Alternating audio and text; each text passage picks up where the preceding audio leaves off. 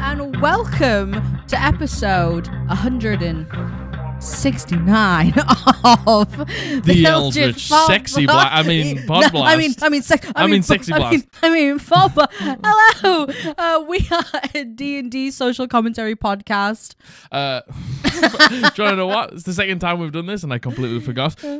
Where we give advice out to dungeon masters and players, old and new. And most importantly, create a safe and inclusive space in the TTRPG community. So if that sounds good to you, welcome in. Thanks so much for being here. You gotta tell me what you're eating first. But you got to tell me what you're eating. Do you want to know what? Because last time we recorded the podcast, we were like, let's do the intro. Yeah. It was fresh in my mind, and I completely forgotten that we'd done it. Hey, comment 69 down below. Yeah. Comment 69 down in the comments. Let's go. The sexy number. Oh my gosh. Sexy.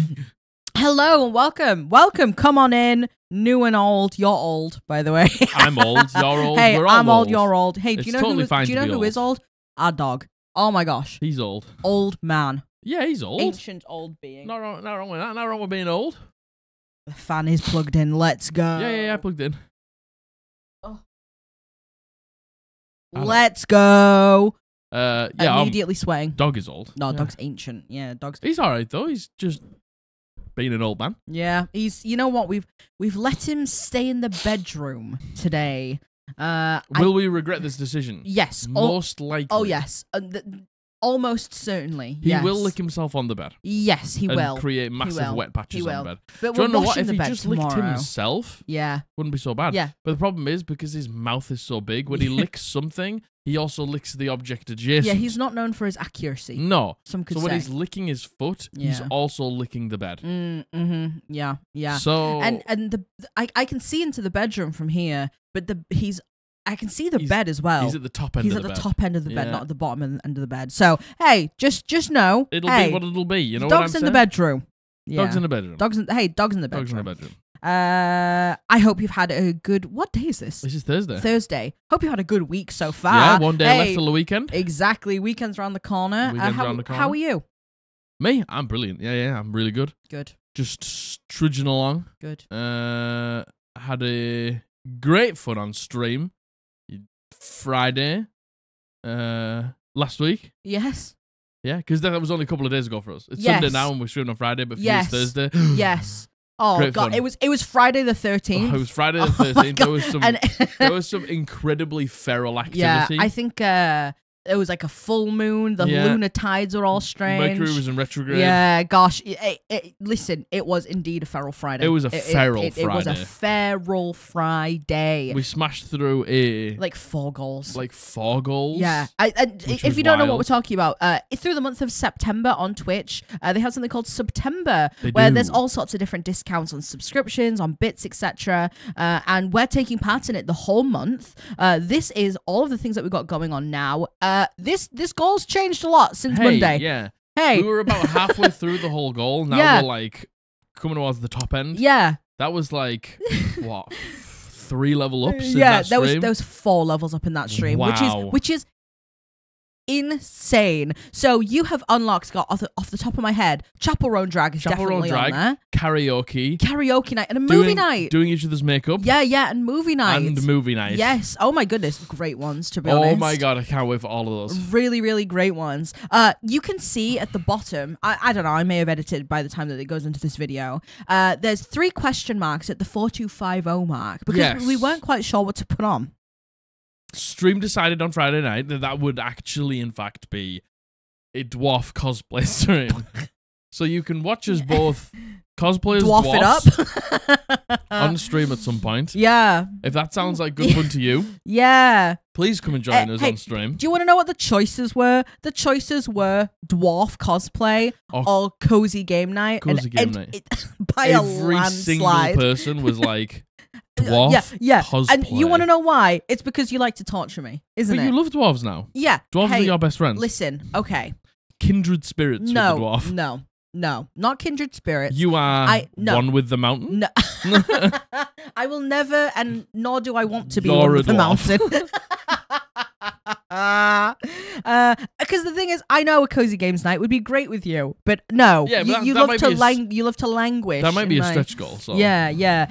Well, yeah, we said like if we hit like the full 5,000, we'll put stretch goals on, and one of them will be like a cozy games night. Yeah. Something like, I don't know, like maybe unpacking or creating an Animal Crossing island or. What's the other one? Thingy Valley. Stardew. Yeah. Yeah. We could play Stardew. Yeah. We could play Palia, maybe. Yeah. There's all sorts of things. Hey, you guys will know cozy games way better than we do anyway. Yeah, we're not cozy gamers. Yeah. So hey, that's some of the things. Again, that's maybe for later on. So come and join us. Yes. On Fridays and Sundays and every other Tuesdays.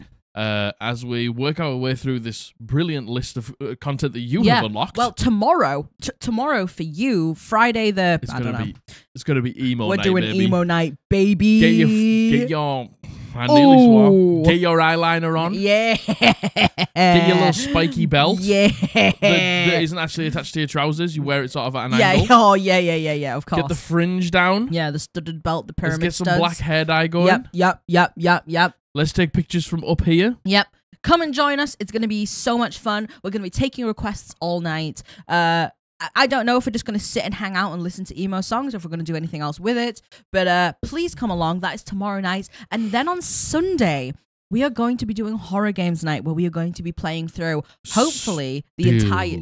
wakes the deep. my favorite is when you interrupt me.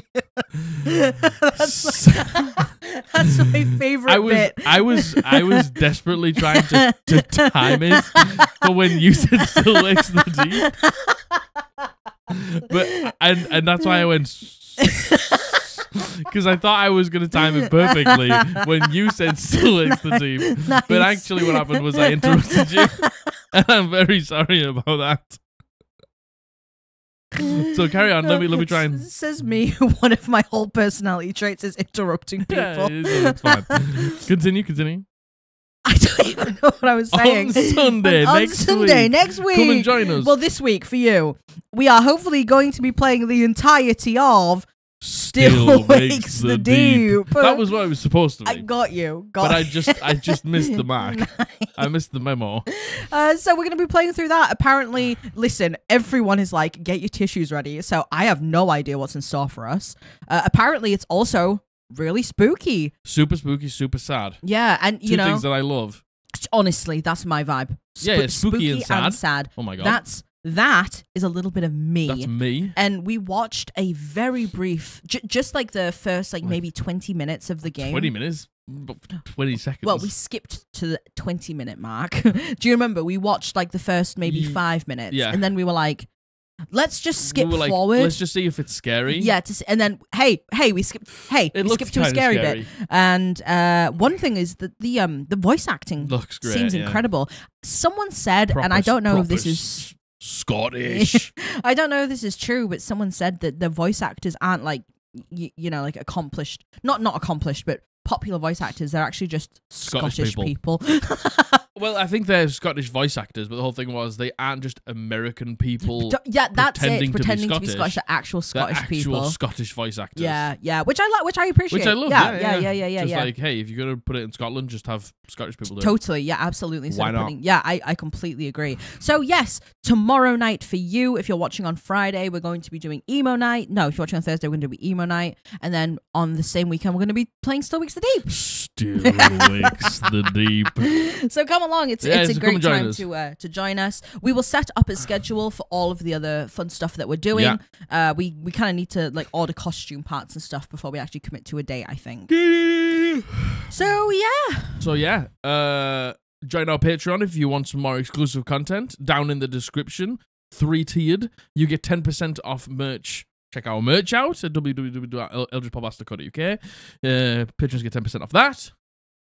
Like the comments. Like the video. Comment down below. Hit the bell. You alright? Yeah, you got 2 spots on your chest. They look like heat spots. Oh, it's from my beard. Oh, is it? It's from when I lay down in bed and I'm watching Critical Role and I'm like... no, that's exactly what it is. Yeah. I was about to sound the alarm there, to be honest with you. Why? Just scary, isn't it? Well, I'm having spots on my chest. Yeah. Hey, look, I don't know. Hey, yeah. Hey. Sorry, Jack. I don't know a single thing you were saying because I was too busy looking at the spots on your chest. Down in the description. Yes. Our merch, www.ldgpodblast.co.uk. Patrons get 10% off. Yes. Like, comment, subscribe, hit the bell. All goes a million miles to help the video. Thank you very much for all the support that you show all our videos. But I think we should get some more likes, some more comments, and some subscriptions. Yeah. I'm good, thank you. Do you want to know what? You asked me how I was so long ago. I forgot that we even asked each other that. Yeah. Well, I didn't ask you that. No. So, hey. Hey. How are you? I'm good. I have some news. Go on. I got into Gold in Valorant. She did. Last night. That's all. Hey, that's all I want to tell you. That's the only reason I wanted you to ask. We did. We got into Gold last night. Yeah. I'm Gold 3. You're Gold 1. So I got into Gold last night. Yeah. Something I never thought I would ever do in Valorant. Let me be honest with you. Something I never thought was possible for me in Valorant. And I got into Gold. And not only did I get into Gold, we steamrolled it. Yeah. There's been so many times, if you play any form of competitive game where there is a rank up system and you get like points to, like there's for example, Valorant, that each rank has 100 in them and they're called RR points, and you get each when you win and you lose some when you lose.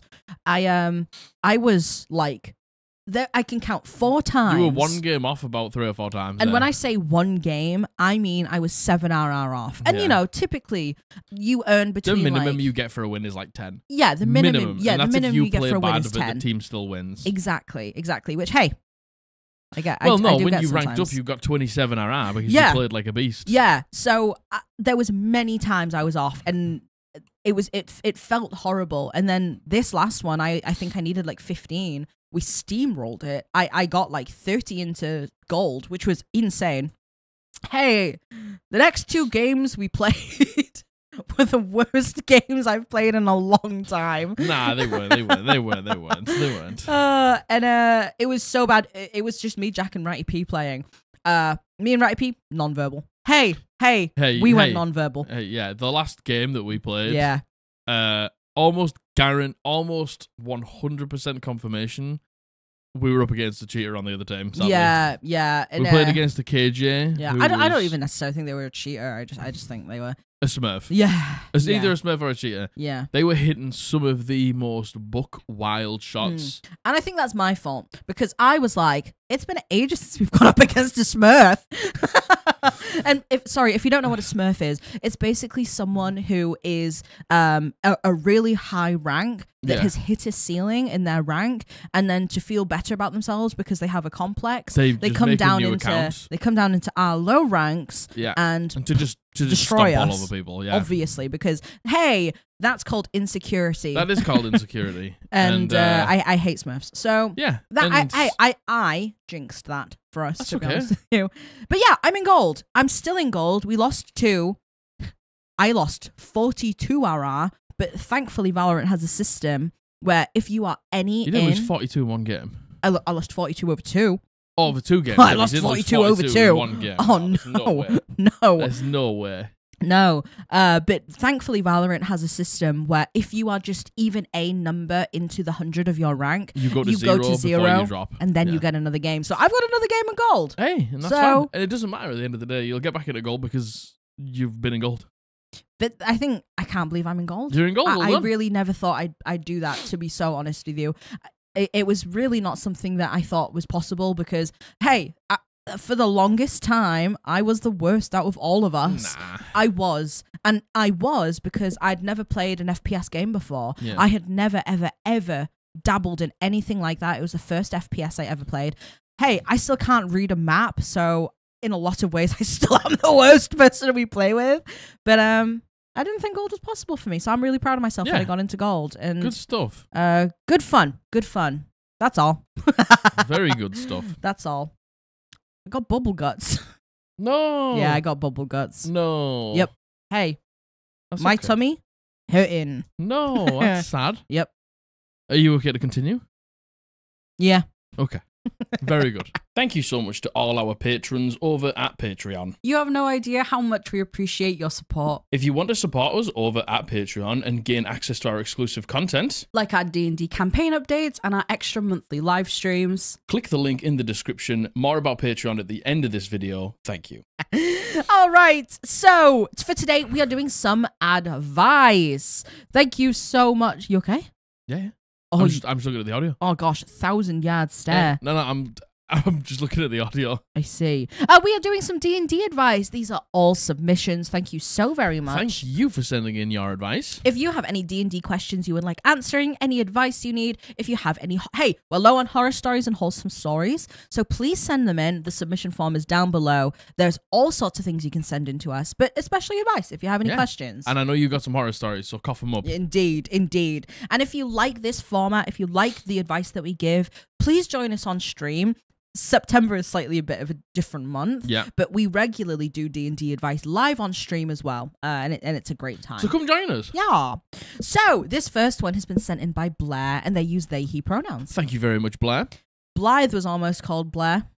Yes, Blythe was almost called Blair. Yep, I love the name Blair. What a beautiful name. I love that name. Very nice. Good day, Jack, Mags, and of course, all hail the entity. Good day. Thank you. I've been listening to the podcast for some time now, and it keeps me entertained at my very boring job. So thank you for everything you do. Thanks for listening. Hey, Blair. thanks for listening. And now I find myself reaching out for advice regarding a scenario that I have found myself in as a player. 2 weeks ago in my game, my character was bitten by a were-rat, which our cleric promptly cured. Okay. However, I privately had a conversation with our DM that I didn't want the spell to work and for my character to be inflicted by the curse, as I've been wanting something a little different for my character lately, as just shooting a bow every time gets a bit dull for the potential character growth and storytelling, which our DM agreed to. A day after this event, it's revealed that another of our party members is a werewolf. This is important context for later. There have been small clues that there's something a bit different with my character. He was able to find places where the were-rats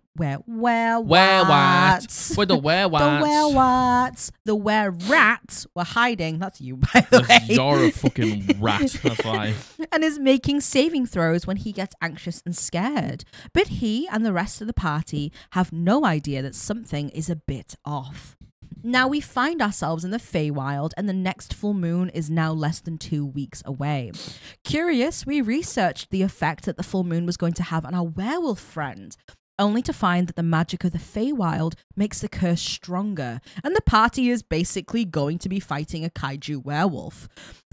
When I heard all of this, I was internally screaming about the implications and basically said to my fellow players that we are so screwed.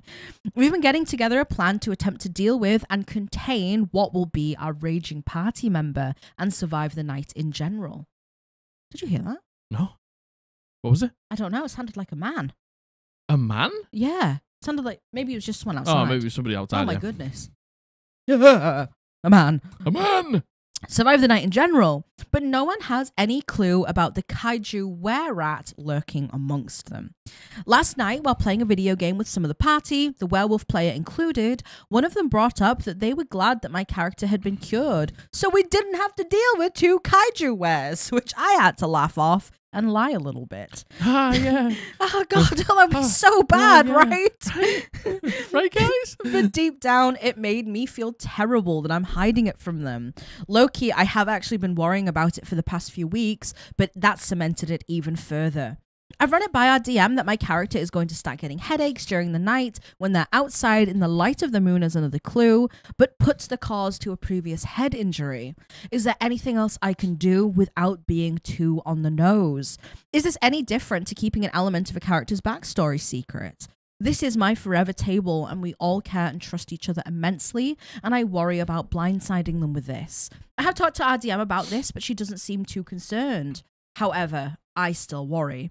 Thank you so much for any advice you may have, Blair. Okay, so the whole thing with this, I think, is what I'm thinking, honestly, is does it mean that you have to be bad? Yeah. When the transformation happens, when the full moon comes, yeah, and you have the transformation, yes, does that mean that you have to You fight have anyone. to, yeah. I'm assuming based on what's laid out here, yes. So what I'm thinking is maybe, hey, look, what I'm thinking. I know what you're thinking. Is I don't think you do. Oh no. You might not. No. Well, if you do, awesome.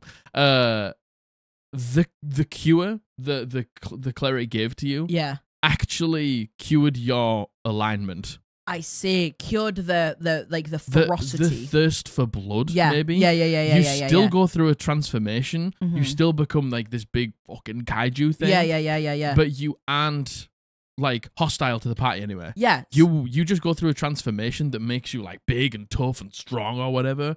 And you and this other person. See, I was thinking Godzilla versus King Kong. Yeah, but that's the whole thing. That's it's just what I like was thinking. One of them is on the party's side. Yes, yeah. Do you know what I'm saying? That's exactly what I was going to say, yeah. So, like, you're King Kong and the other person's Godzilla, and you're, like, fighting this person. They're a little bit stronger because they've been it for ages or something like that, but you are still on the party side. You can still, like, communicate to them or something like that. Like, maybe the cleric's cured some aspect of it. Yes. But you still transform. Yes, or something like that I is agree. what I would do. I agree. And to be honest, Blair, this is completely down to what you actually wanted from it. This is what you want from it. Did you want it to be this type of thing where it's like, yeah, we turn on the party and it's a whole thing. Once a full moon, we have to deal with it? Because I went through something similar with Rayla, right?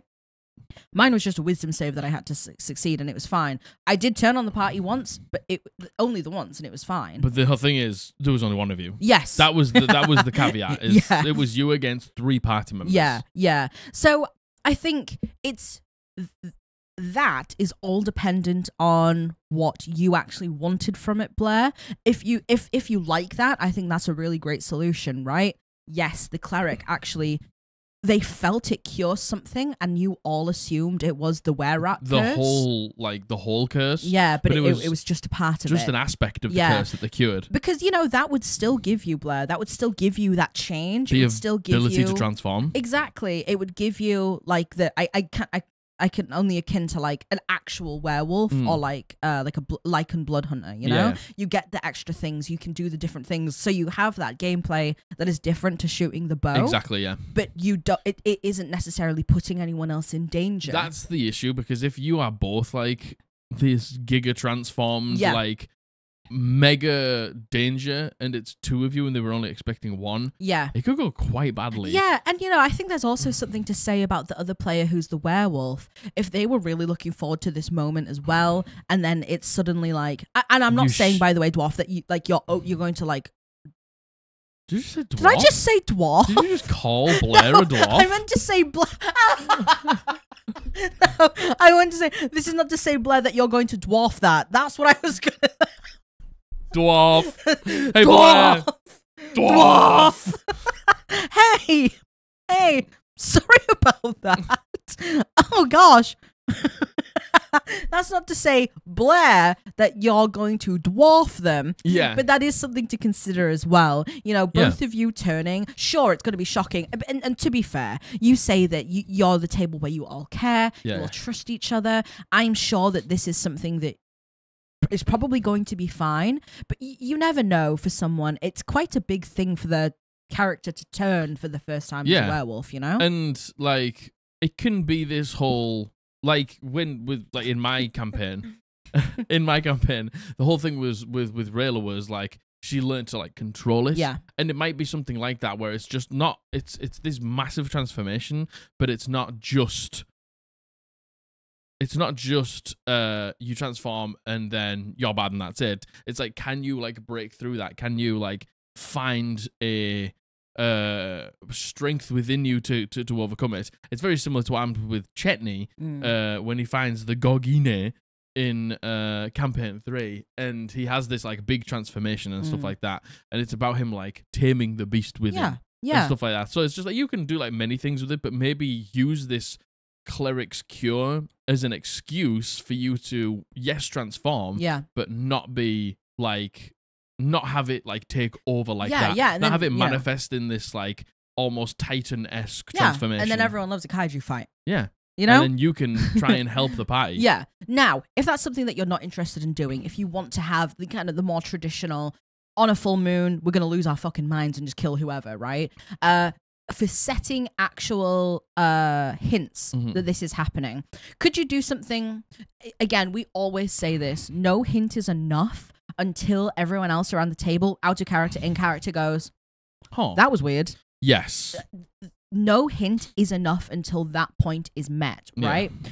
And you could do this through a series of escalation and just seeing, because you know the headaches, but then you can be like, oh, it's a brain injury, it's a head injury, it's a head injury, dwarf. Could you do something really fucking gross, like on a night when you're having a meal, your character sees like I don't know what were rats eat, if they're carnivores or not. You eat a raw animal. Basically, there's something really uncharacteristic where you see a wild animal. You see the raw meat before it's cooked, and like your mouth starts to salivate. And maybe you have dreams of like running on all fours or something like that, and maybe you have like dreams of hunting something. Yes, and it's just like, yes, it's a dream that you are. Only your character is seeing. But everyone at the table is also experiencing it at the same time, and they're like, what the hell? Exactly. And then you can like tell the party about these dreams that you're having. And things your DM could actually honestly give you dreams about the bite area. Yeah, lay it on thick. Like until the point where the other players around the table are like,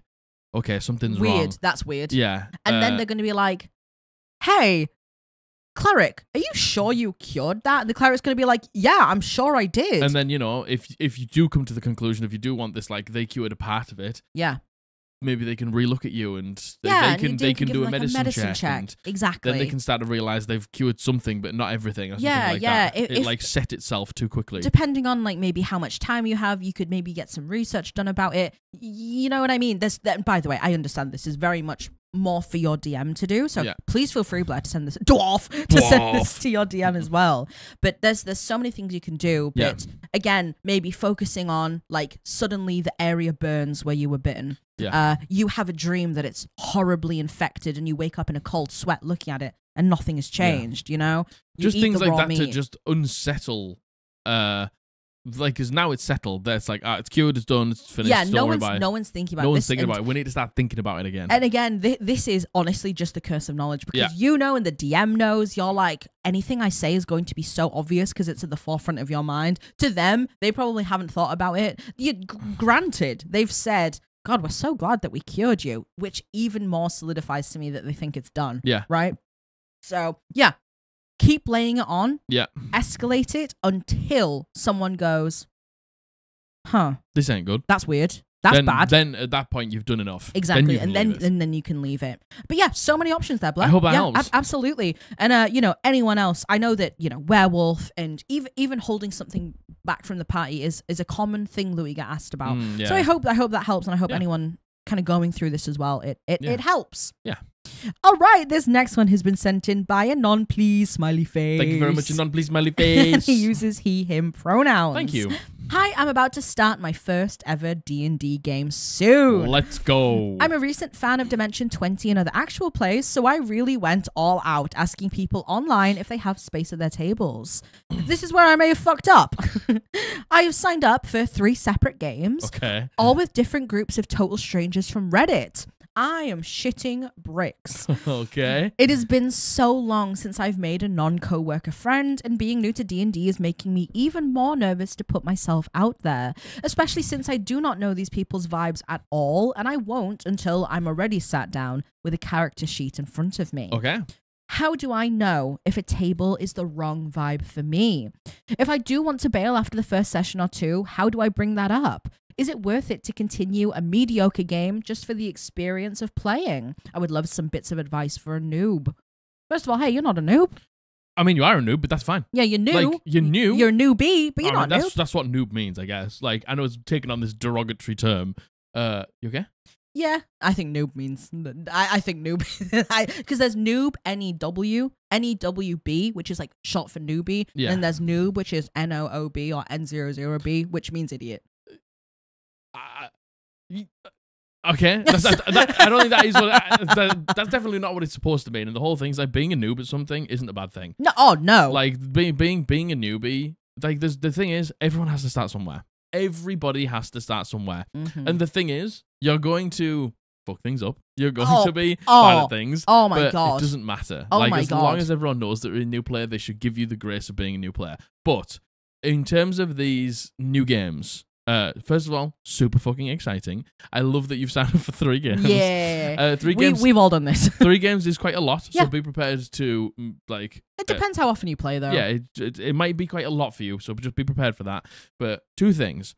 First of all, you will know if the vibes are not right. You will know...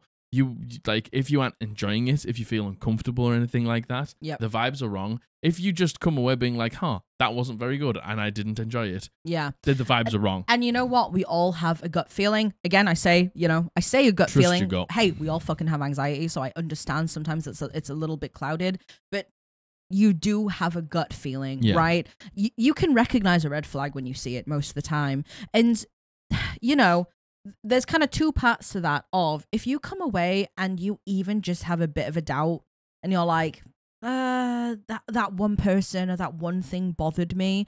There's 2 routes you can go. You can either just be like, it's not worth it. I'm going to call it quits now, or I'm going to see if it gets better.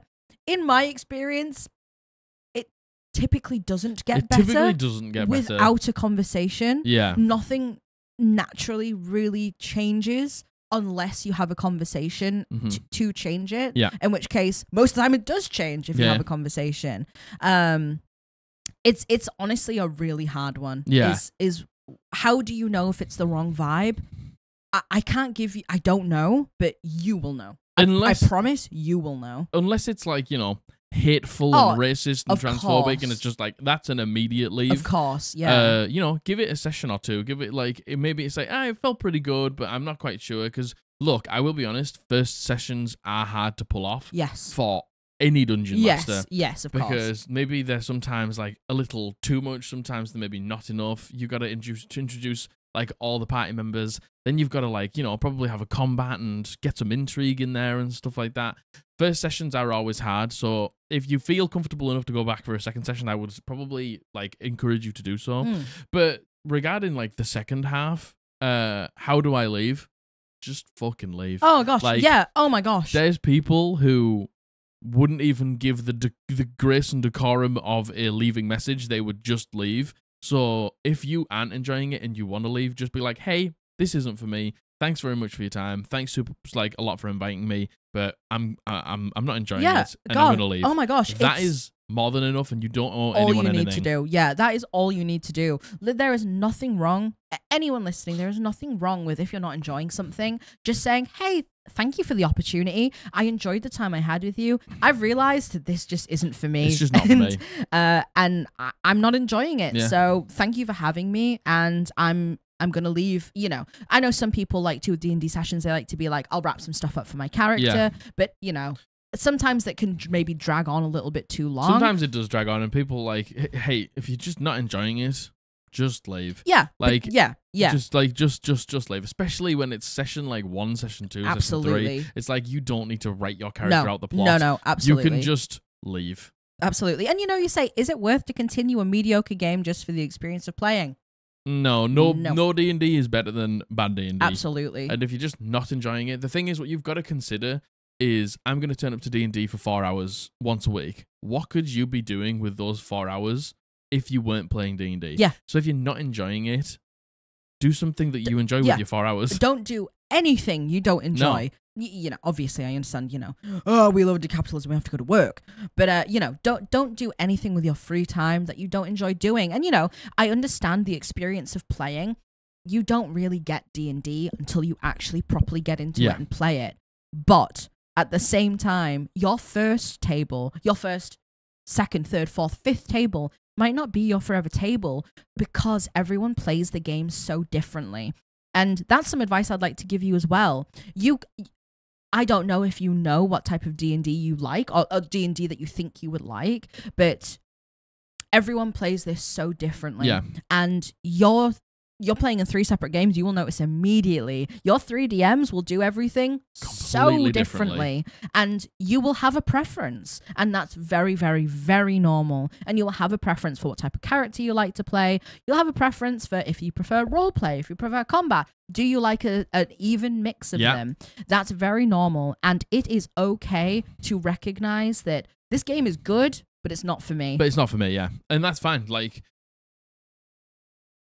you've got time. Like, there's no rush. Like, if you want to stay for more than one, if you want to stay for two, and then also begin to figure out what you like as a player, because you're a new player as well, and you won't know the facets of Dungeons and Dragons that you like just yet.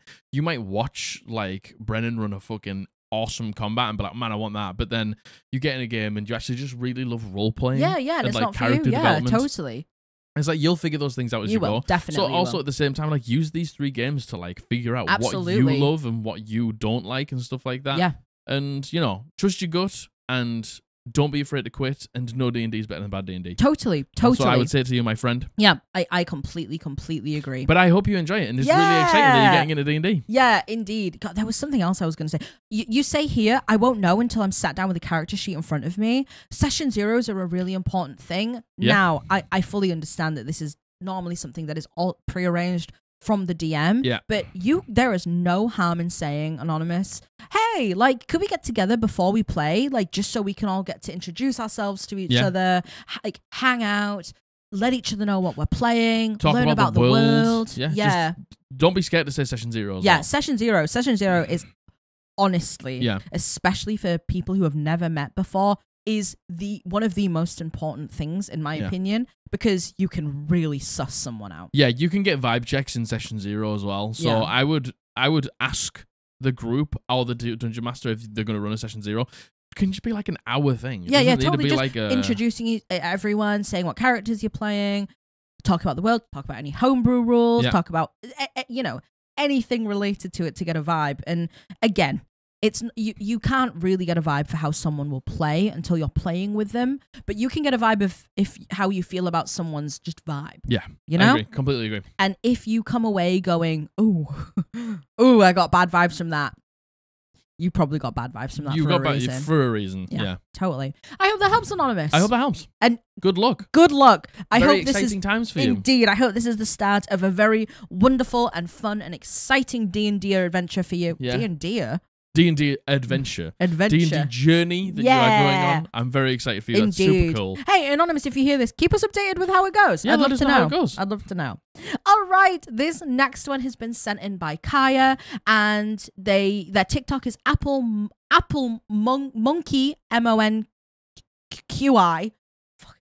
He uses he/him pronouns. Oh my gosh. Thank you very much. Thank you, Kaya. Thank you, Kaya. It's my first time running a campaign and I want to do something different. I really found interest in D&D, but with no fantasy, if that even exists. I was watching horror movies recently, because October's coming up, and I came up with this idea of this cult disguised as a summer camp. However, I really want to make everything as realistic as possible. For example, barbarians would be reimagined as jocks and spellcasters as geeks or nerds. Spells would be reimagined to be as realistic as possible as well, like healing spells would be medkits, fireballs would be a Molotov or those hairspray flamethrowers that you find a recipe for. You would just need the items that the recipe tells you to have. I don't know how mechanics would work or much of the plot, and was really hoping you could give me advice on what I can do or plot ideas or how to go about things. I love your podcast so much, and you guys make me laugh every time I watch your videos. Thank you, Kaya. Thank you very much. Thank you.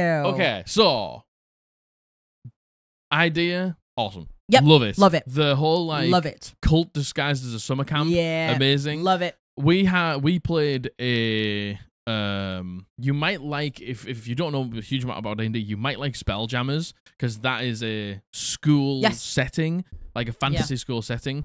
Love reflavoring fireballs as Molotovs, love reflavoring medkits, healing spells as medkits and stuff like that. But the thing is, I would say don't have too much control over that. Give that sort of vibe check. Yeah. Hey, this is what I'm running. This is sort of what I want to do. Give those examples and then just let the players run with it. Oh, yeah. Like making them have glass bottles filled with liquor and like sheets that they've ripped up to then like spark with a lighter to then cast fireball. Don't worry about that.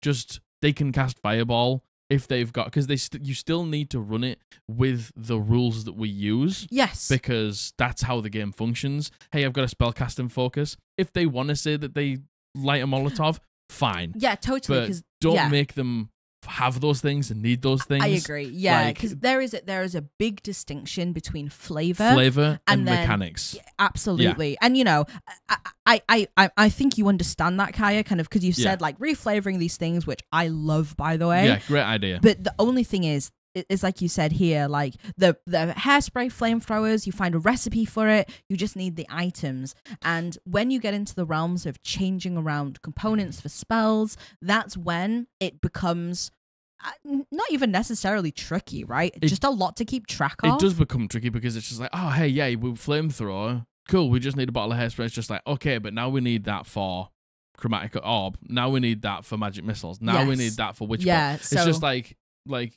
it would bog down very much in a way that we don't need bogging down. And again, you know, material components for things totally exist. Totally fine, yeah. But that's why so many all spellcasters have an arcane focus. And if they don't, they have a components pouch. And as soon as they have a components pouch, if it doesn't have a monetary value, they have access to it. They have access to it. It's not like, oh, did you go and find batshit to go and cast fireball? No. No, they just have it in the components pouch. Yeah, totally. So, like, but the theme, brilliant. Oh, I love the theme. But you know, this is giving the quarry. The quarry. This yeah, is giving it is the giving quarry. the quarry. The quarry was slightly different because they are vampires?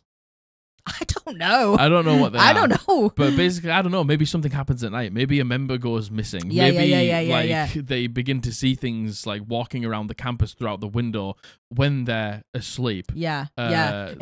Maybe somebody does have a bite on the neck or something like that. I don't know. Be one of those typical things where, like at summer camp, all the kids are gathered around, like the fire on a night, roasting marshmallows, and you're telling ghost stories, and they're like, oh, these woods are supposed to be haunted. And oh my God, they're not actually haunted. We're just murdering kids in the back. Yeah. You know? This is giving Dimension 20 so hard. Oh, yeah. This is like giving like some like a concept that they would do, but then there's like layers upon layers. Yeah. Maybe, I like it. Maybe the area is actually like a old ritual grounds to a god or something like that. Yeah. Like, I don't know, maybe they fall into an old classroom and the thing breaks and they go underneath and they do like find these like ritual summoning grounds, but they don't know what it's to or something like that. Totally. Just like have it like it's an unreal concept, but give it some layers. I completely agree, yeah. Okay, it's a cult. Who's it's a cult to? Why is it the cult? Yeah. And then it goes like deeper to like when they find out it is a cult, why are they doing it? Yeah. And it's not just because, oh, we want to sacrifice stuff. It's something like bigger than that. Yeah. Give it those layers that make it delicious to like uncover something each session. It probably won't be like I don't know. It probably won't be a humongously long campaign. Yeah, but and that's actually what I was going to say next. But I will let you finish. No, go for it. Is you say it's your first time running a campaign. I don't know if this is like going to be like a full long-term campaign. If this is going to be something that's a bit shorter, maybe like a one shot, a couple of shots, something like this. And this is not me trying to say to put you off, because you know what you're capable of, first of all. And I also don't like the rhetoric of, oh, it's too much to take on for a newbie. But I will say, if this is going to be something that is going to be a long-term campaign, do keep in mind that this is the first campaign you're running. And even if it's just reflavoring things, do not let it bog you down. There's going to be times, because reflavoring a whole system is it's laborious, and you have to really put your thinking cap on. Yeah, you have to put your brain into it. There's going to be times, Kaya, where it's going to be difficult to be able to reflavor everything, and do not let that get to you. That is so okay. You're not going to have a reflavor for everything, and that doesn't matter. And honestly, what I would say is, you know, like we did this, and the exact example that you gave was Matthew played a Leonin barbarian. Yeah. And he was a lion jock. Yeah. His great axe was a hockey stick. Yeah. It was just like, let the players do the reflavoring. Absolutely. Like, let them do it. Lay it on thick in session 0 about the vibes that you want. Yeah. And then let them take it from there. Totally. Because people will lean into it and come up with ideas that you could never have even thought of, because that's just what happens when you get so many brains thinking about one thing. Absolutely. Everyone thinks about it differently. Absolutely. But, you know, like, and, you know, don't listen to me if you don't want to, but something like this, I think is probably better in like a 10, 15, 20 session. Yeah. Like, we go to summer camp. We have the whole summer camp. There is a bit of downtime where we actually just do like the activities and things like that, and nothing's happening. Yeah, I agree. And there is times where things are happening quite a lot.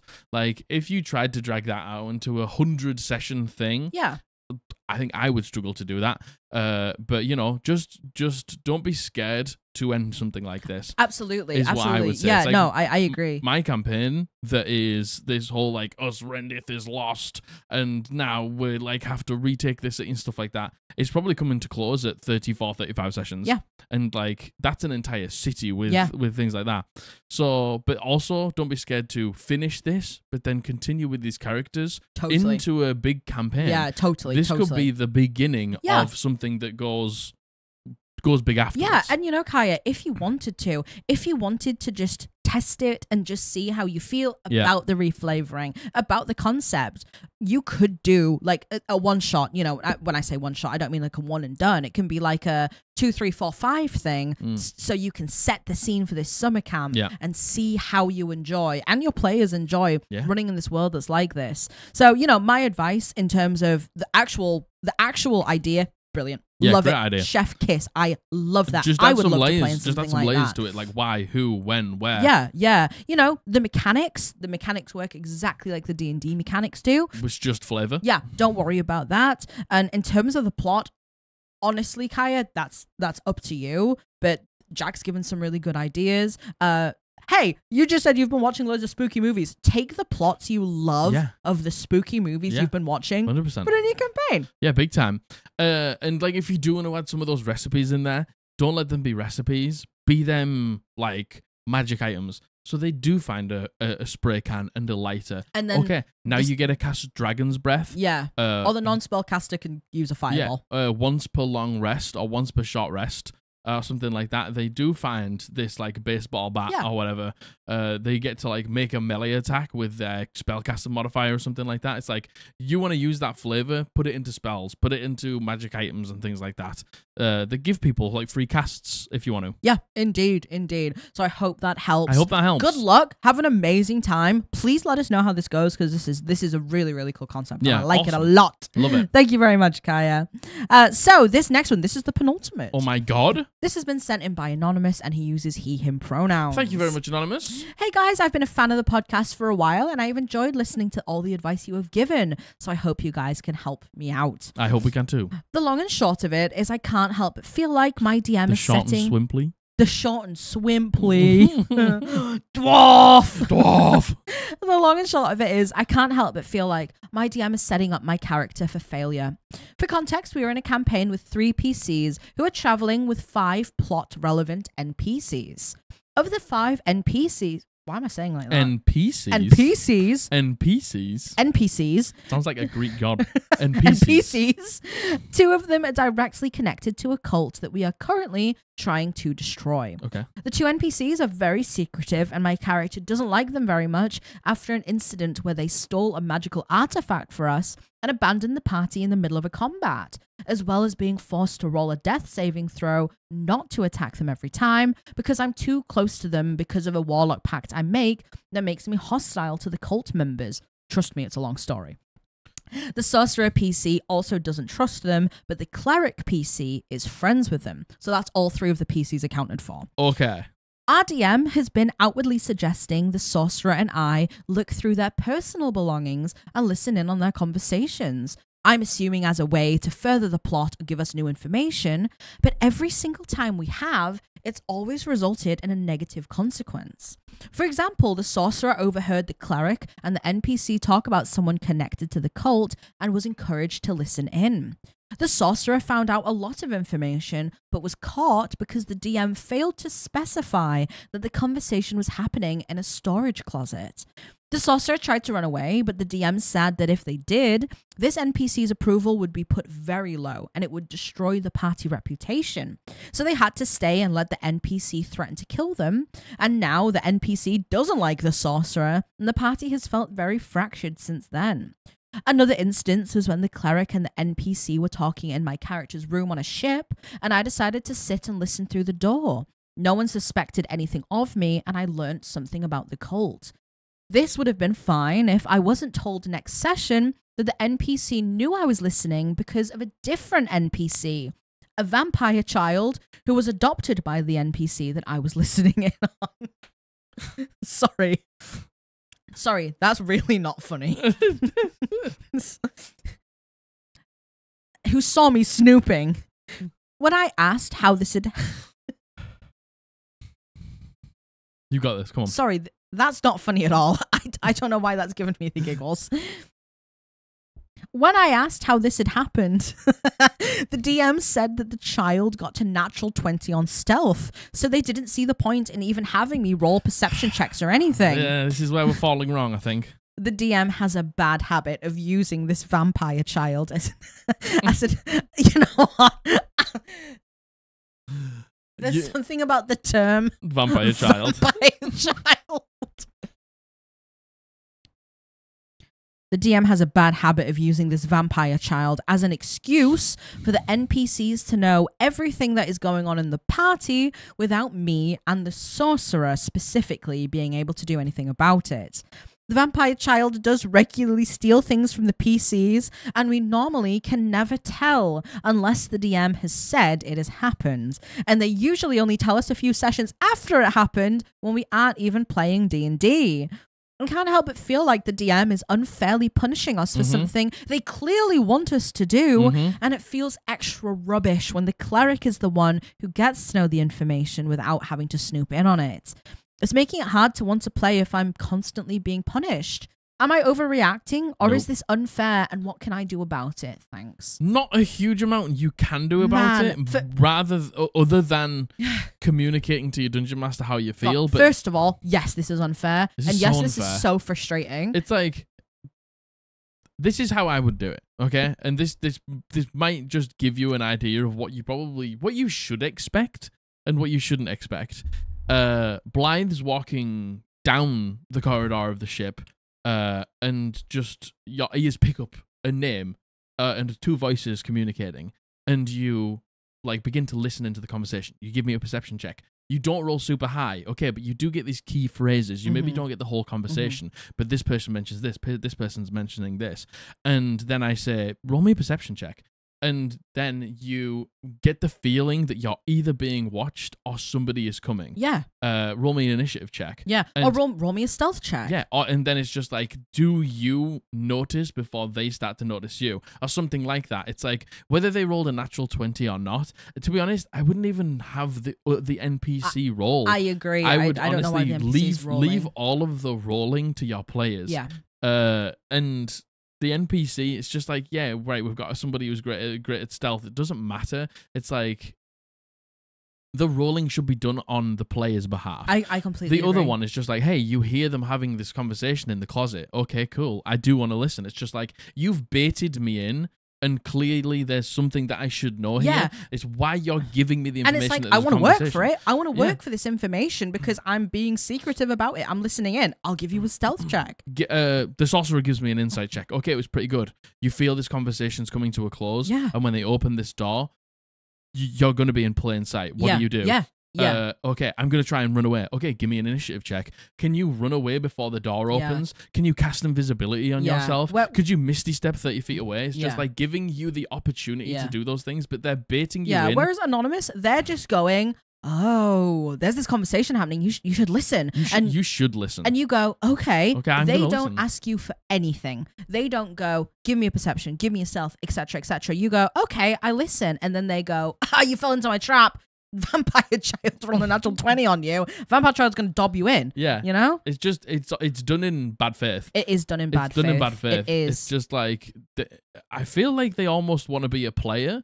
Yeah, in a way. With these like 5 NPCs with the party constantly. There is more NPCs than there is players. There's only 3 players. Yeah. Like, and you know, I know that people feel really strongly about DMPCs. And I love a good DMPC now and then. Me too. That helps. Like, we've currently got our DMPC running with the party right now. Yes, me too. And you know, there is something to be said, for example, in maybe a one-on-one TTRPG, having a group of NPCs with the one player. But it's not that. You know, speaking from someone who has played in a group of 3 players, twice, it is very much enough having 3 players. Yeah.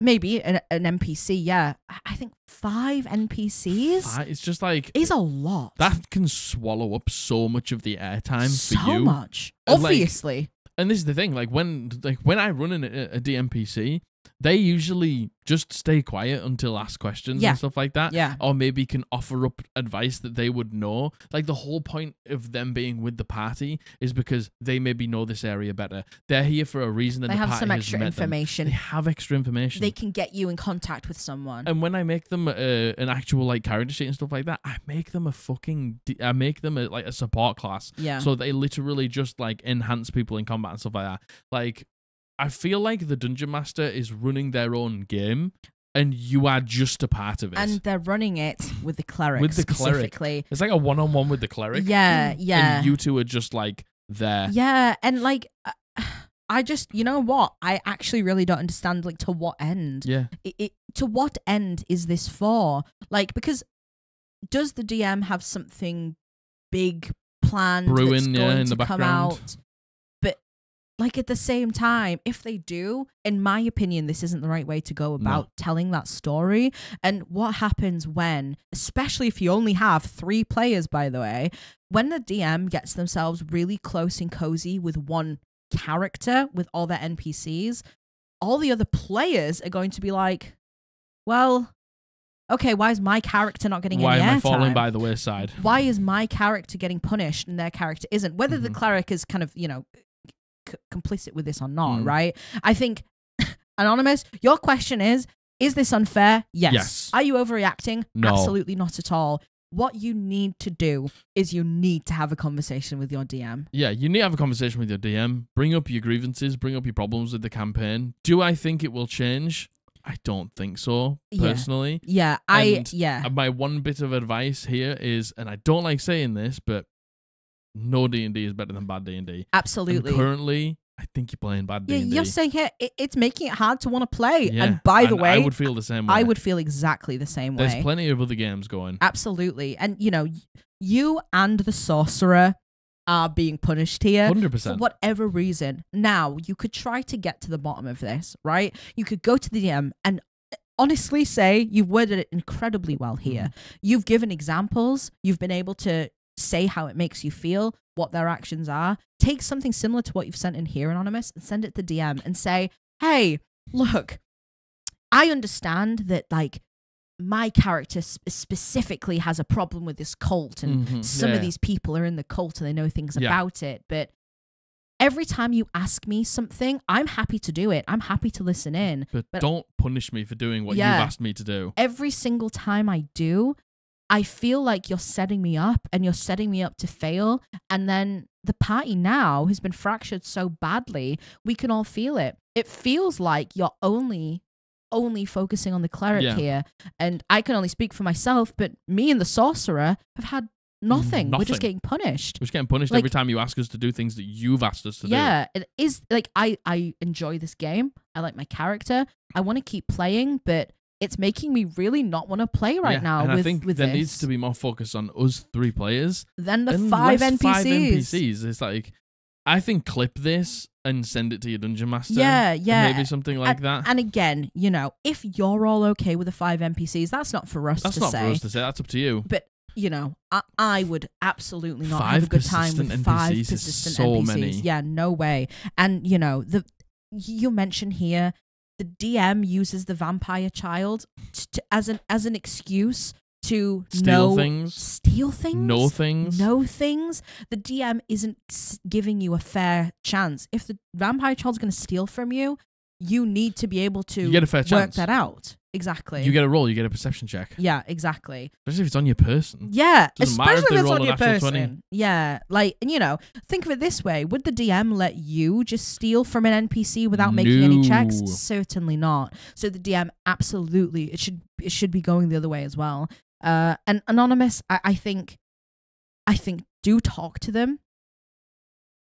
I can't say whether they're going to change or not, but you never know until you have a conversation. And if you get an answer that is anything but, sorry, I didn't realize you were feeling like this, I'll make sure to change this, but hey, here's why I was doing it, I didn't mean to, I think you should really consider leaving. Yeah, because if they prove that nothing will change, then this is just going to get worse and worse and worse. I completely and agree. It doesn't sound fun. You've said it's not fun. Like a whole lot of not fun. Yeah, a whole lot of not fun. In my honest opinion. Indeed. I'm sorry, OP. That stinks. Yeah, that is unfair and that does stink. You're not overreacting at all. I hope that helps, Anonymous. All right, this last one. This has been sent in by Amber. She uses she, her pronouns, and her Instagram is...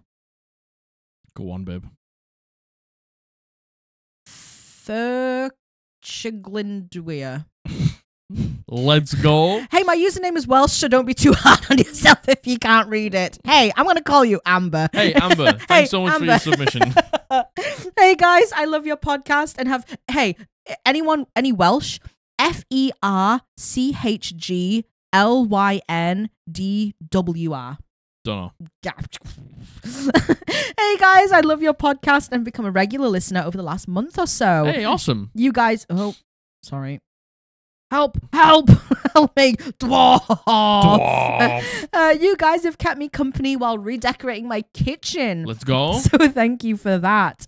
I'm a long-time player and a fairly new DM, and I was hoping for some advice. My husband normally runs our campaigns, but in order to give him breaks and prevent DM burnout, I do the occasional one-shot from online modules. Awesome. I'm having a great time with it, but there's something that I've found to be quite frustrating. A lot of the players I've DM'd for have a tendency to talk amongst themselves when I'm monologuing. I'd understand it if it was an asshole PC, but it's normally during descriptive moments where I've spent a lot of energy on writing them. The last time it happened, I stormed off in a temper and I returned with a bunch of fidget toys. Pretty much all of us are neurospicy, including myself, so I know that focus isn't something that they can help, but I want to avoid this type of outburst next time. I'll be DMing a Fems and Thems one-shot in a few weeks, and this has been on the forefront of my mind during my preparation. I'm going to put fidget toys on the table, ready for when we begin, but I was wondering if you guys had any other advice. I will be communicating this with my table in a sort of mini session 0. I did have the idea of putting up a traffic light system on my DM screen, which is magnetic, so it would be very easy to tell the party when they need to be focused in or not. Yeah. Any other suggestions would be massively welcome, because last time I was talked over, I felt let down and defeated, and it took all the wind out of my sails. Thank you in advance. All the best. Lots of love, Amber. I have you've got this comes down to table. Look, this comes down to table, because what I do is something far less nice. I start talking and I'm like trying to, like, there's a bit of rowdiness going on and stuff like that, and we love being rowdy. Hey, we're all here to have fun. We're all full of fun. But if I'm about to like run into a monologue, something that they all really need to hear because it's going to impact them, yes, I will just be like, hey, shut the fuck up.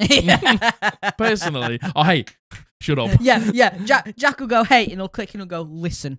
Hey, but listen. that's because we're all really close, and they know I'm not doing it because I'm like, hey, I'm just like, let's just, we're on a time crunch. We're at the end of the session. I need you to hear this. Like, let's just make sure that we're all listening in and stuff like that. I would just make it, which you said you are going to do, abundantly clear in session 0 that when I'm giving out a monologue, I don't just want you to hear because I want you to listen to me. I want you to hear because I'm probably giving you important for you information that you need to know. Yeah, like, totally. Yeah, it might be a descriptor, but it's a descriptor with a key piece of information in there. Hey, this thing's glowing, or hey, this thing's looking directly at you, and stuff like that. Yeah. It's like a lot of people maybe just don't understand that when you're giving out these big descriptions, that there's key information that they need to know within it. And you know what? Even if it's just a description of like the new area they move into, that is something that sets the tone, which, you know, in my opinion, is really important. And I was going to say, above all else, it's something that you have put time into, that you're doing for everyone else, you know, and for you, but you're doing it for the sake of the table. The least they can do is listen. Now, I completely understand the whole neurodivergent thing. I get it. And you know what? Honestly, the fidget toys are something I wouldn't have even thought to suggest. That is such a great idea. A traffic light system of like, I'm saying something really important now, so like you should listen. That is also good. You know what? Before I even fully read down, I was going to say, is there something visual you can put up so they know? Because, you know, like some safety tools, for example, are like the cards that you can tap, the traffic light system cards. Yeah, do something like that. Yeah. If it's a traffic light system, it could be something as simple as you just put something up that says, listen, you know, and shut up and listen. And you say to them in session 0, you tell them how it makes you feel, by the way. You do. Because and Amber, they're your friends. They're going to want to know. They're your friends. And I understand there's this whole rhetoric. Well, I don't know if there's this whole rhetoric online of being like, wanting my undivided attention is a surefire way not to get it. And I just, like, when we come to Dungeons and Dragons and there's a dungeon master who has planned things for us, it's like, I want to give them my undivided attention. Because I know it's all about respect. It's about respect. Yeah, it's about respect. It's like, if you just wanted to, if I just wanted you to look at me and listen to me because I like the sound of my own voice, then that's for the wrong reason. That's the wrong reason. I agree. But when we're coming because there's a story to be told, there's information to be gathered, and you know, you've worked hard on something, there's nothing wrong. And like, I want to like really get this across to you. There's nothing wrong with asking people to listen to you and show you respect. Gosh, absolutely not. Because I feel like there is this like that rhetoric, but and I don't like that, because I would get it if there wasn't something to listen to.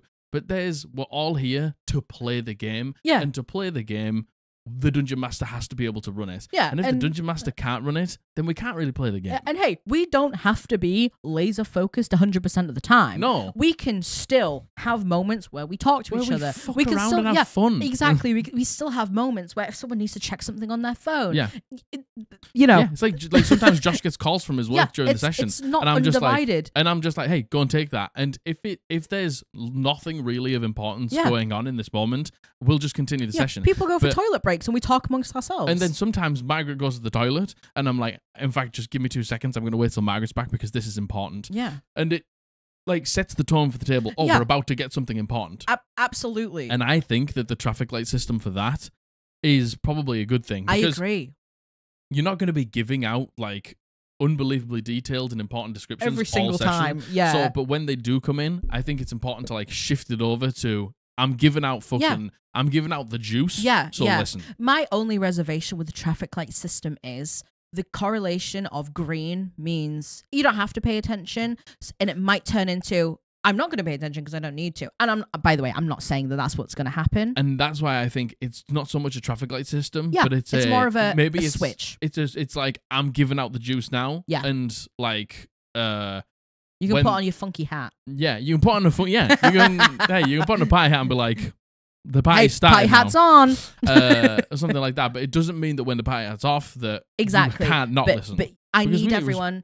I need everyone to not be talking over me. And Amber, let them know how it makes you feel. Yeah, and like you storming off. You say storming off. I don't like that. I don't like that phrase either. That's fair, because if people aren't listening to you when you've planned something and you've put a lot of effort into something, it's just like your feelings are hurt. Rightfully. Yeah, I do like the idea of Amber going away and coming back with a handful of fidget toys and just throwing them on the table. But I think the fidget toys genuinely is a great solution. I think maybe not necessarily a traffic light system, but something you can put on your person, something you can put on the screen to signify. In your session 0, you tell them, you say, hey, I'm introducing this XYZ because there's been a couple of times in the past where, and I know you haven't meant to do it, I know we're all neurodivergent, I know it's something that doesn't come easy to us, but it hurt my feelings because just so you know, it's something that I put a lot of time into because I love DMing for you, I love playing with you, and hey, there's some really important information you should listen to. It's good for you, and I don't need your complete undivided attention all the time, but I do need it in these times.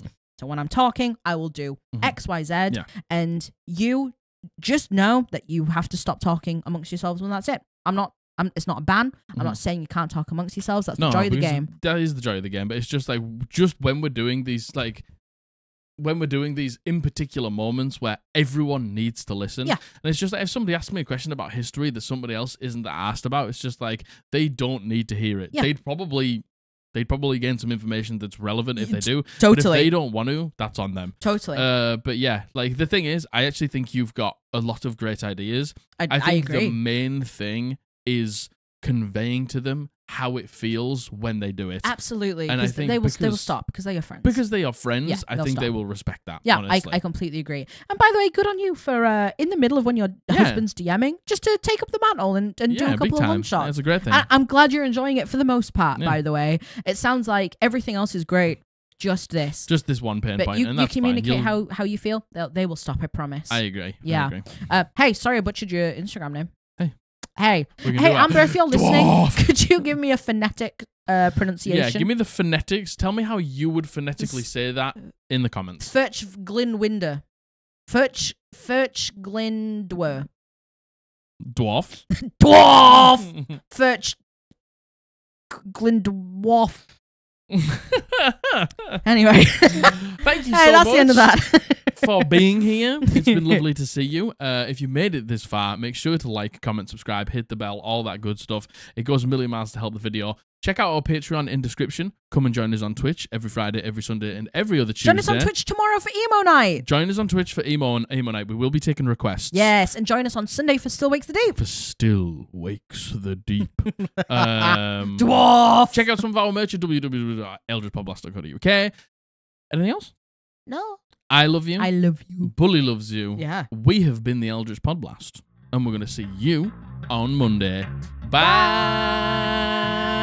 And another huge thank you to our patrons for all of your support. A big shout out to our fellow entities: Hoobs, Ariel, Tula, Runarian, Arkham Labs Cosplay, Maddie, Pepsi Woman, Luna, Teddysaurus, Caspian, Ryan the Giant 111, J-Spot, Ultrafail, Dallin M, Sleepy, Joe Dragonlord 2, Alistar, Lawkeeper Society, Ricky B, Danny Phantom, Catherine, Faustskin, Azuriel, Panda Queen Plays, Xylo Boy, Lucas Iapetis, Luna River. Ruined Rivers. Thank you again for all your support. And if you too would like to become a patron of the Eldritch Podblast, check the link below.